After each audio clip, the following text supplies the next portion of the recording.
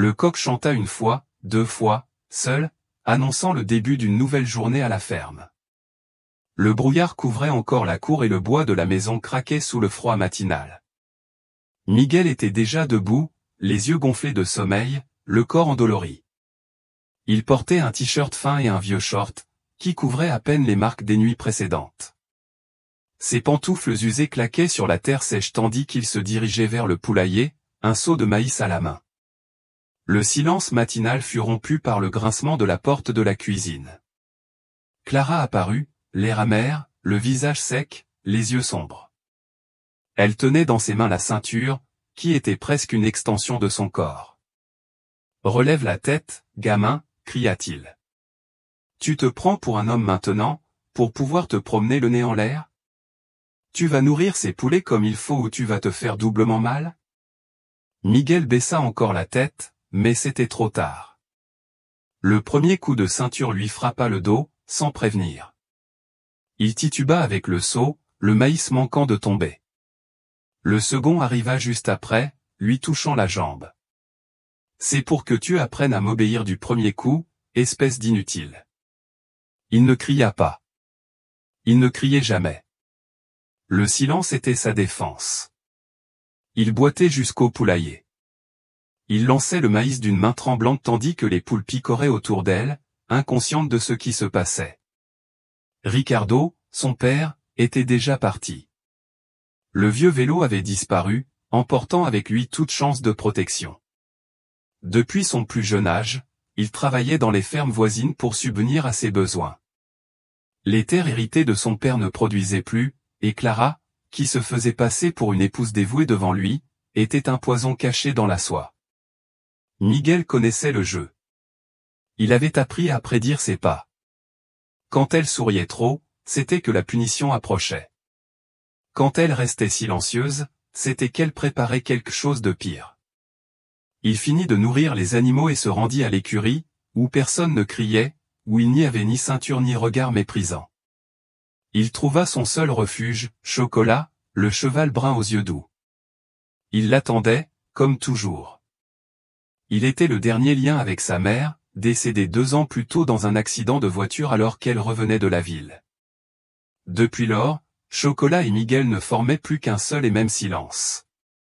Le garçon pressa son visage contre l'encolure chaude du cheval, ferma les yeux et laissa échapper ce qu'il ne pourrait jamais dire à voix haute. « Tu es le seul à m'écouter. Si seulement tu étais une personne, Chocolat.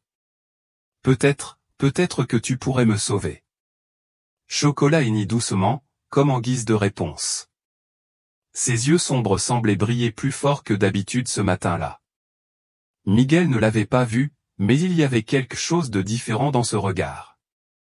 Quelque chose qui, même sans mots, disait « Je l'ai vu, je suis là ». La fin de l'après-midi s'abattait sur la ferme, teintant tout d'une douce teinte dorée. La brise était fraîche, et l'air sentait la terre humide et la fumée lointaine d'un feu de camp. Miguel sortit de la salle de bain improvisée, frissonnant, son corps maigre recouvert de vêtements légers, ses cheveux encore humides plaqués sur son front. Son dos brûlait et son pied lançait à cause de la plaie ouverte. L'eau qu'il avait utilisée provenait directement du réservoir, froide comme la pierre. La salle de bain, faite de vieilles planches et de toiles déchirées, se trouvait à l'arrière, loin de la maison. Clara ne le laissait jamais utiliser la douche chaude. En entrant sur la terrasse, Miguel regarda prudemment autour de lui, mais il était trop tard. Le voilà, on dirait un poulet mouillé. La voix sèche et moqueuse résonna derrière lui. Clara était adossée au mur de la cuisine, les bras croisés et un torchon en bandoulière. Son sourire exprimait un pur mépris. Elle fit 2 pas en avant, le toisant de la tête aux pieds. « Ça fait mal, non ? C'est bien d'apprendre à ne pas être un point mort dans cette maison. » Sans attendre de réponse, elle le gifla de sa main ouverte. Miguel recula d'un pas, manquant de tomber. « Tu vas boiter encore plus, maintenant, ou tu vas commencer à dire du mal de moi à ton père, hein ?» Il baissa les yeux, la peur le forçant à se taire. Il se ressaisissait quand il entendit le bruit familier des roues de vélo sur le chemin de terre. Ricardo arrivait. Clara, comme par magie, adoucit son expression, se redressa rapidement, lissa sa robe et ouvrit la porte de derrière. « Cours, Miguel, ton père est là, dit-il d'une voix forte, avec une fausse douceur. Va le serrer dans tes bras. » Ricardo entra, le visage en sueur, les épaules fatiguées, un sac de maïs à la main. Il posa son vélo et s'approcha, remarquant Miguel blotti dans un coin de l'encadrement de la porte. « Que lui est-il arrivé ?» demanda-t-il d'une voix inquiète. Clara laissa échapper un rire forcé en s'approchant de son mari.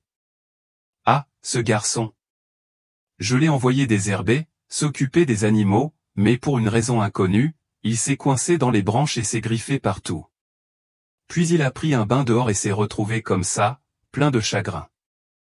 Tu sais comment il est, tout sensible. » Ricardo regarda Miguel avec suspicion.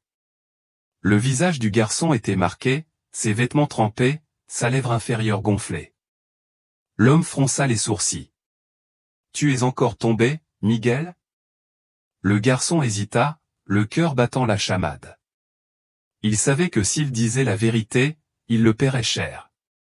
Il regarda son père et mentit, la voix plus faible qu'il ne le souhaitait, « J'ai trébuché, c'est moi. » Ricardo soupira, las. « Tu dois faire attention, je te l'ai dit 1000 fois. » Et Clara regarda la femme. Il était censé se reposer aujourd'hui, pas lui dire de s'en prendre aux animaux. Clara leva les mains d'un air faussement innocent. « Bien sûr, mon amour, j'ai demandé de l'aide seulement parce que je pensais que tout allait bien. Je suis désolé, d'accord ? C'était juste un malentendu. » Richard secoua la tête, épuisé. Clara lança un dernier regard à Miguel, froid et menaçant. Miguel se tenait à la porte, l'eau froide coulant encore sur le sol. Il le savait déjà, cette nuit ne finirait pas en paix. L'aube s'installait lentement sur la ferme, enveloppant tout d'un silence épais et pesant. Les murs de bois craquaient de temps à autre, comme s'ils murmuraient d'anciens secrets. Dans la pièce voisine, les ronflements de Ricardo emplissaient l'air d'un rythme constant et étouffé, presque réconfortant si Miguel ne savait pas ce qui allait suivre. Il était allongé sur le côté, les yeux ouverts dans le noir, incapable de dormir. Son corps le faisait souffrir, partout, ses jambes, son dos, son pied, infecté par un accident survenu quelques jours plus tôt. L'oreiller était mince, le matelas n'était plus qu'un amas de mousse tordue. Mais ce n'était pas ce qui l'empêchait de dormir. C'était la peur. Le temps sembla s'arrêter lorsque la porte de la chambre grinça lentement. Le vieux bois annonçait ce qu'il savait déjà, Clara était là. Miguel ne bougea pas, il entendit simplement ses pas légers traverser le sol avec précision. Il savait exactement où poser les pieds pour ne pas faire de bruit. Le clair de lune, filtré par la fente de la fenêtre, dessinait sa silhouette debout près du lit. À la main, elle tenait un linge trempé. « Tu crois que tu peux me tromper, petit ver ?» murmura-t-il en s'agenouillant à côté de lui. Il faisait semblant d'être. Le pauvre garçon demanda à son père, « Tu crois qu'il va te sauver ?»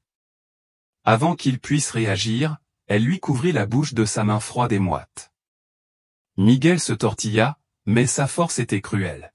« Ne crie pas, n'essaie pas, il dort comme un cochon, et tu apprendras qu'on ne se moque pas de moi. » De l'autre main, elle lui asséna le premier coup avec le chiffon humide, directement sur la jambe. Le craquement fut étouffé, mais la douleur était vive. Miguel grimaça, essayant de ne pas crier, mais elle le frappa à nouveau, plus fort, plus violemment. C'est pour ouvrir la bouche, c'est pour respirer. Il essaya de la repousser, mais en vain. Le coup s'abattit violemment, en plein ventre. L'air quitta son corps dans un gémissement étouffé. Miguel essaya de crier, mais il ne pouvait même pas respirer, les yeux écarquillés, le visage baigné de sueur et de larmes. Clara tira le tissu et le lui enfonça violemment dans la bouche. « Tais-toi, espèce de salaud !» siffla-t-il. Miguel se débattit, la douleur se propageant, son dos collé au mur par la tension. Les ronflements de Ricardo continuaient de l'autre côté du mur. Il n'entendit rien, ne se réveilla pas, ne vit rien. Puis Clara sortit quelque chose de la poche de sa chemise de nuit, un petit sac en plastique. Elle l'ouvrit avec ses doigts et, sans hésiter, y plongea son doigt et le remplit de poudre rouge. Miguel essaya de s'éloigner, mais elle grimpa sur le lit, le chevaucha, lui tint la tête et lui frotta le poivre directement dans l'œil gauche. La douleur fut immédiate, comme un feu liquide. Miguel se tordait et hurlait, mais le tissu étouffait tout. Son corps tremblait, ses pieds heurtaient le matelas, et une sensation de brûlure absurde envahissait ses yeux. Des larmes coulaient sans retenue, se mêlant à la poussière, aggravant la situation. « C'est pour que tu ne me défies plus jamais, » murmura-t-elle, toujours haletante. « Tu n'es qu'un fardeau, une erreur, et tu mourras comme tel. » Elle se leva, se recoiffa et disparut par la porte, sans un bruit. Le tissu était toujours dans sa bouche, la douleur lancinante dans son œil, son ventre, ses jambes. Les ronflements de son père continuaient. Dehors, dans l'écurie, Chocolat hennissait bruyamment, nerveusement, raclant le sol de ses sabots comme si quelque chose le dérangeait, comme s'il sentait ce qui se passait, comme s'il attendait le moment d'agir. Le ciel matinal était encore couvert de nuages fins et d'un bleu pâle. Quand Miguel traversa la cour en boitant, les coqs avaient déjà chanté et les poules tournoyaient autour de lui, picorant le maïs qu'il versait lentement du seau.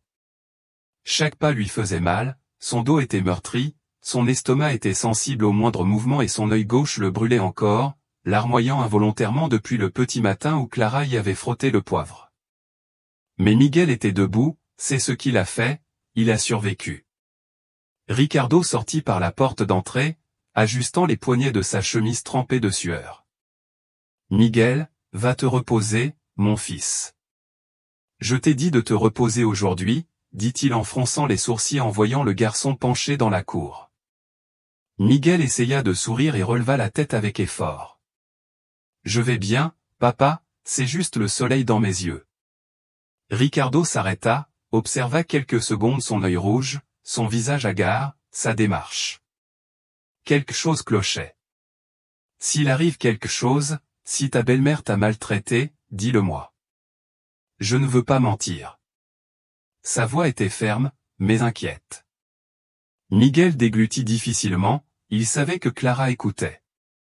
Son ombre était visible derrière le rideau de la fenêtre de la cuisine, figée. Il savait ce qui arriverait s'il prononçait le mauvais mot. « C'est bon, papa, je suis juste fatigué. » Il ne s'est rien passé. Ricardo le regarda une fois de plus avec suspicion, mais se contenta d'acquiescer. Il enfourcha son vélo et partit, disparaissant sur le chemin de terre, le bruit des pneus résonnant au loin dans le vent matinal. De l'autre côté de la fenêtre, Clara baissa lentement le rideau, un sourire glacial aux lèvres. Elle savait que le garçon mentirait, elle savait que la peur était encore plus grande que la douleur. Plus tard, Miguel se rendit au corral et s'assit, adossé à la clôture en bois, à côté de Chocolat, qui broutait tranquillement. Le cheval s'approcha lentement, posant son museau sur l'épaule du garçon. Il demanda, « J'ai failli te le dire, mais je ne peux pas, Chocolat. Elle me tue à petit feu. » Chocolat renifla bruyamment, comme s'il le pensait. Les muscles de ses jambes étaient tendus, et il grattait le sol avec ses sabots. Miguel soupira, tête baissée, en entendant des pas précipités derrière lui. « Salaud, Clara !» La première gifle lui vint de côté, touchant son oreille. Miguel tomba à genoux, elle jouissait déjà, la ceinture enroulée autour d'elle, les yeux remplis de fureur. « Tu croyais que je ne t'avais pas vu » lui murmurer quelque chose, espèce de rat. Elle le tira par les cheveux et commença à le frapper de tous côtés, le dos, les jambes, l'épaule. « Tu as ouvert la bouche, hein? Tu vas me dénoncer? Je vais t'achever en premier, » hurla Miguel, essayant de se protéger, mais elle ne s'arrêta pas.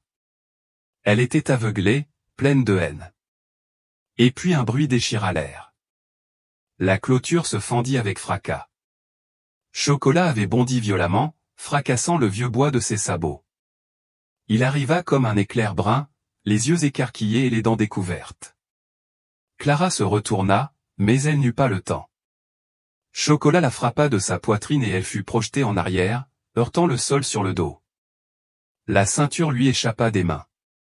Elle tenta de ramper, mais le cheval était déjà sur elle, hennissant comme un animal possédé.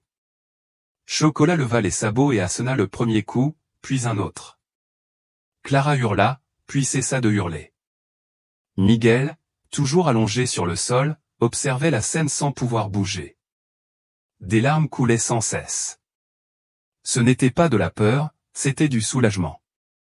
Chocolat s'arrêta, le souffle court, les yeux toujours fixés sur le corps immobile au sol.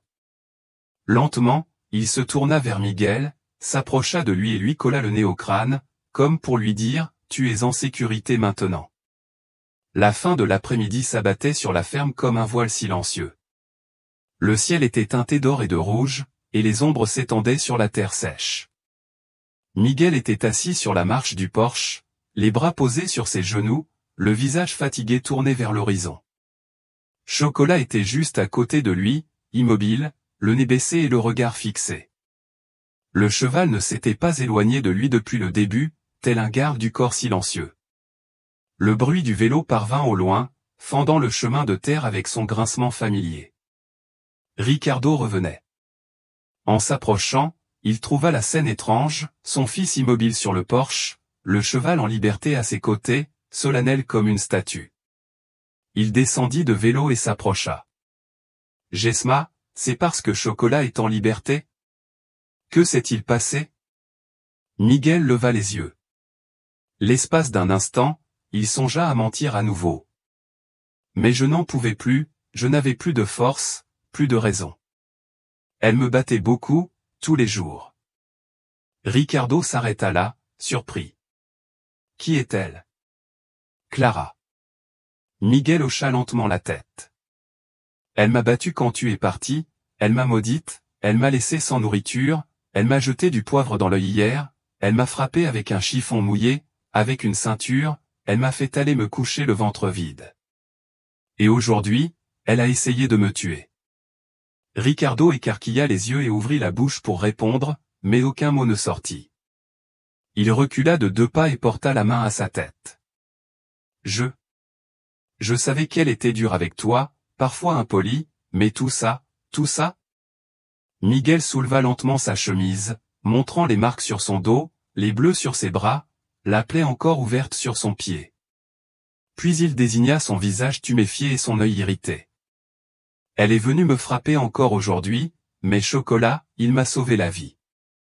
Ricardo resta immobile quelques secondes, le visage pâle, les mains légèrement tremblantes. Il regarda son fils, puis le cheval, et enfin le corral au loin. Entre, Miguel.